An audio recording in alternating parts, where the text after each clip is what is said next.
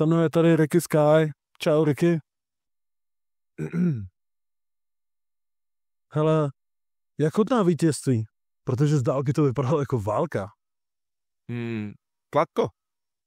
Plato. To je všetko. To je všetko. Vyzerá to sladko.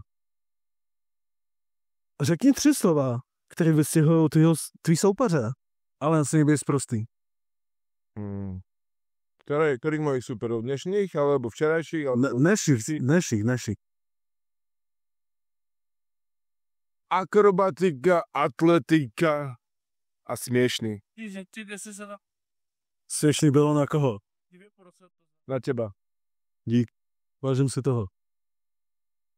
Kdyby jsi měl vlastní drink, jak by se jmenoval, Ricky? Kdyby si mal vlastný čo? Vlastní drink. Vlastný drink? Ricky Sky. Ricky Sky. No. Pretty Ricky Sky. Nie, iba Ricky Sky. Pretože keď to vypiješ veľa, tak potom si pretty. Ty se vidíš jako hvězda, ale fanoušci tě bučí. Myslíš si, že tě nenávidí? Nebo jenom, že ti závidí?